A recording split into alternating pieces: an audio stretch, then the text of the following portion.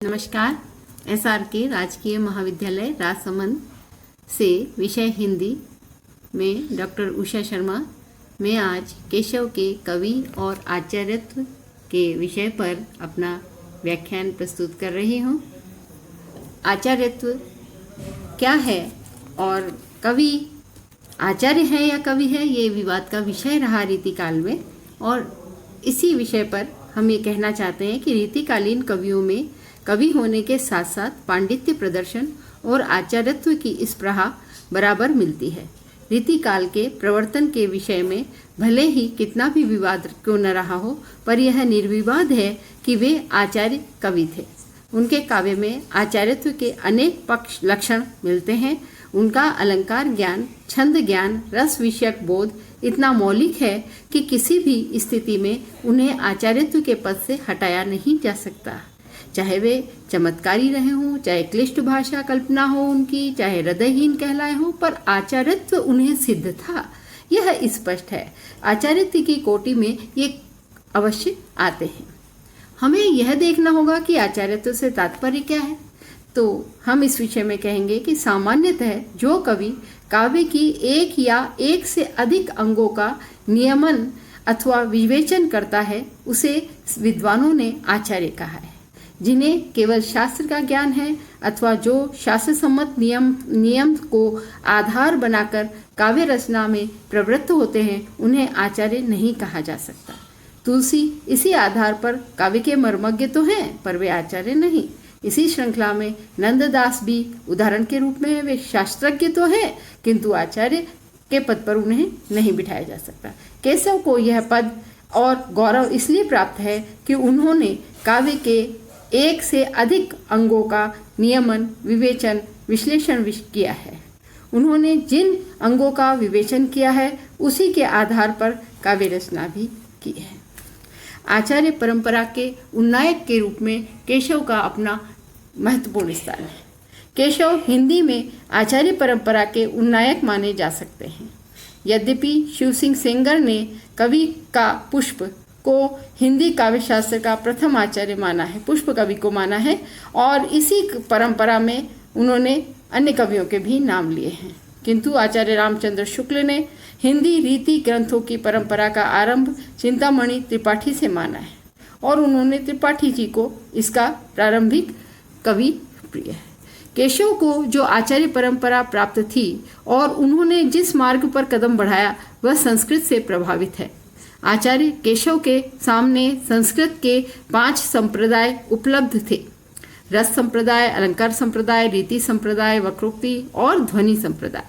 केशव ने इन सभी से प्रभाव ग्रहण करके अपना प्रतिपादन प्रस्तुत किया है।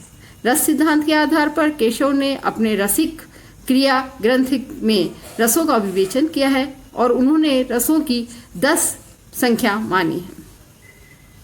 केशव के रसवाद में की विशेषता यह है कि वह किसी एक विशेष आचार्य के मत से आबद्ध होकर नहीं चले। केशव ने जिस मत में सरसता और व्यापकता देखी, उसी को उन्होंने स्वीकार कर लिया। इसी प्रकार अलंकार संप्रदाय के प्रवर्तक आचार्य भामह थे और इस संप्रदाय में अनेक आचार्य हुए और केशव ने इन सभी से कुछ न कुछ ग्रहण किया।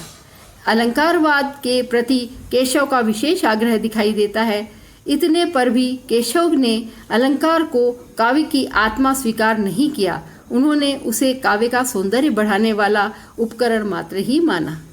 केशव ने वामन द्वारा प्रवर्तित रीति संप्रदाय में कोई रुचि नहीं दिखाई। मात्र सुजाति, सुलक्षणी और सुबरन का उल्लेख यह सिद्ध करता है कि वे रीतिवाद को काव्य के लिए आवश्यक तो मानते थे, किंतु उसके प्रति उनका अधिक आग्रह नहीं दिखाई देता। यहाँ तक कि वक्रोक्तिवाद का प्रश्न उनके संबंध में यही कहा जा सकता है कि उन्होंने केशव को अप्रत्यक्ष रूप से प्रभावित किया। आनंदवर्धन द्वारा ध्वनिवाद का जो प्रभाव केशव पर पड़ा है, और यही कारण है कि उनके संवादों में ध्वनि सौंदर्य और उसके चमत्कारों को आसानी से देखा जा सकता है। इस विवेचन के स्पष्ट होता है कि केशव ने अपने काव्य सिद्धांतों की पृष्ठभूमि में संस्कृत के काव्य शास्त्र को ही स्वीकार किया है। अब हमें देखना होगा कि केशव का आचार्यत्व कैसा है। केशव को आचार्यत्व का पद दिलाने वाले उनके 3 ग्रंथ हैं, कविप्रिया, रसिक प्रिया और छंदमाला। कविप्रिया में कला पक्ष के अंगों का विवेचन किया गया है और इसमें काव्य की निर्दोषता पर विशेष जोर दिया है। दोषों का विवेचन विस्तार से किया है। एक अध्याय में रीतियों और कवि प्रसिद्धियों का विवेचन है। एक अध्याय ऐसा है जिसमें अलंकार का महत्व प्रतिपादित किया गया है। अलंकार में 2 स्थूल भेद किए गए हैं। वस्तुतः कविप्रिया केशव का अलंकार शास्त्र संबंधी ग्रंथ है। रसिक प्रिया में कविता के भाव पक्ष से संबंधित तत्वों का विवेचन विश्लेषण किया है और इस ग्रंथ में 16 प्रभाव है, अर्थात यह 16 खंडों में विभक्त है और पहले प्रभाव में श्रृंगार का महत्व और उसके भेदोपभेद को बताया है, दूसरे में नायक का भेद और तीसरे में नायिकाओं के भेद चित्रित किए गए हैं। 5वें में नायक नायिका की चेष्टाओं का वर्णन है। 6ठे में हाव भावों का वर्णन है। 7वां और 8वां श्रृंगार के विभिन्न रूपों और भेदों और नायक नायिका दोनों के भेदों का संबंधित है।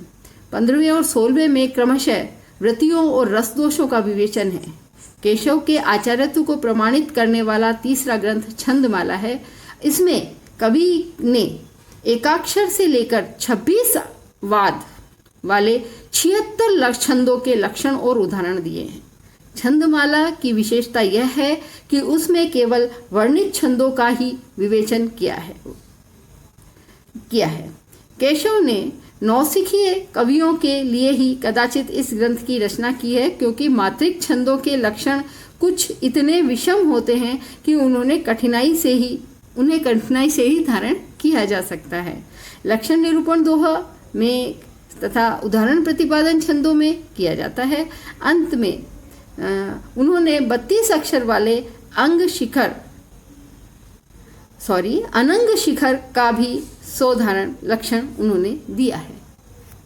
ये कवि के आचार्यत्व को सिद्ध करने वाले ग्रंथ हैं जिसमें उन्होंने अपने सिद्धांतों को विवेचित किया है। अब हम देखते हैं कवि के काव्य सिद्धांत किस प्रकार से व्यक्त हुए, जिसका विवेचन यद्यपि हम पहले भी कर चुके हैं रस, ध्वनि, रीति और अलंकार के रूप में, लेकिन संक्षेप में वापस पुनः करते हैं। डॉक्टर भागीरथ मिश्र ने लिखा है कि केशव के काव्य सिद्धांत संस्कृत काव्यशास्त्र की पृष्ठभूमि में ही उत्पन्न हुए हैं। ध्यान से देखा जाए तो डॉक्टर मिश्र का यह मत पूरी तरह त्याज्य प्रतीत होता है। यह तो ठीक है कि केशव ने संस्कृत के आचार्यों द्वारा प्रतिपादित मान्यताओं को स्वीकार किया है, किंतु यह भी ध्यान देने की बात है कि उनके काव्य में मौलिकता सर्वत्र दिखाई देती है। यह हम चाहे अलंकार देखें, चाहे नायक नायिका भेद या अन्य कुछ भी, उन सभी में हमें दिखाई उनकी मौलिकता ही देती है। हम विवेचन करते हैं रस निरूपण का। यद्यपि केशव ने रस प्रिया में 6ठे और 14वें प्रभावों में रस के विभिन्न अंगों और भेदों का निरूपण किया है। रस का प्रधान अंग भाव को मानते हुए उन्होंने भाव की परिभाषा प्रस्तुत की है। केशव द्वारा प्रतिपादित मत यह है कि भाव कविजन्य होता है, पात्रों की चेष्टाएं तथा मन की बात को अभिव्यक्त करने वाला कवि होता है। समझ में आए कि भाव जो है वो मनुष्य के अंदर होता है और वो अपनी वाणी के द्वारा, अभिव्यक्ति के द्वारा उसे व्यक्त करता है। यदि पात्र द्वारा अपने भावों का भावन किया जाए, केशव की यह मान्यता भरत मुनि के मत से मिलती जुलती है। यद्यपि केशव ने यही मत स्वीकार किया, किंतु उनका अंतर जो है वो संस्कृत आचार्यों से भिन्न है और केशव ने भाव को प्रमुख माना है और भाव के अंदर अनुभवों के विषय में केशव का मत बिल्कुल अलग है। उन्होंने उद्दीपन के अंतर्गत आने वाली चेष्टाओं को ही अनुभव माना है। ये संस्कृत आचार्य में अनुभवों की संख्या 8 मानी है, केशव ने भी मानी है और यही स्थिति स्थायी भावों की है। व्याभिचारी भावों के लिए केशव ने 35 संख्या मानी है इनकी और रसों की संख्या इन्होंने 8 मानी है। रसिक प्रिया में उन्होंने 8 रसों का ही वर्णन किया है और ज़्यादातर मुख्य रूप से श्रृंगार रस को प्रमुख माना है। हम विवेचन करते हैं अलंकार निरूपण का। केशव द्वारा अलंकार निरूपण किस प्रकार किया गया। केशव का एक ऐसा काव्य ग्रंथ है जिसे अलंकार संबंधी ग्रंथ ही कहा जा सकता है। इस ग्रंथ में कविप्रिया में केशव ने अलंकार विषयक अपनी मान्यताओं को प्रस्तुत किया है। ये हम पूर्व में भी इसकी चर्चा कर चुके हैं। और उन्होंने अलंकारों के मामले में विशिष्ट अलंकारों के अंतर्गत स्वभाव, विभावना, हेतु, विरोध, विशेष, उत्प्रेक्षा, क्षेप अर्थात अनेकानेक अलंकार जो थे उनका विस्तृत विवेचन अपने काव्य में किया है। हम देखते हैं छंद निरूपण। केशव पिंगल शास्त्र के पंडित थे। उन्होंने अपने काव्य में वार्णिक और मात्रिक दोनों प्रकार के छंदों का प्रयोग किया है। छंदमाला नाम के ग्रंथ में उन्होंने 76 छंदों का विवेचन किया है, जिसका विवेचन हम पूर्व में कर चुके हैं। कहीं तो उन्होंने वार्णिक और मात्रिक छंदों के मेल से छंद का निर्माण कर लिया है। तो छंदों का निर्माण भी उन्होंने अपने काव्य में किया है और छंदों का विवेचन भी उन्होंने अपने काव्य में बहुत सुंदर रूप में किया है। नायिका भेद निरूपण। केशव द्वारा नायिका भेद का वर्णन काफी विस्तार से पाया गया है। उन्होंने इससे भी अपने मौलिकता का परिचय दिया है। नायक भेदों में केशव ने संस्कृत काव्य शास्त्र को आधार बनाया और उन्हीं के आधार पर नायिका का भेद किया। उन्होंने जाति, कर्म, अवस्था और प्रकृति के आधार पर भी नायिकाओं के भेद किए हैं और ये रीतिकाल का एक आधार रूपी ग्रंथ बन गया, आधार रूपी विवेचन बन गया जो केशव ने दिया है।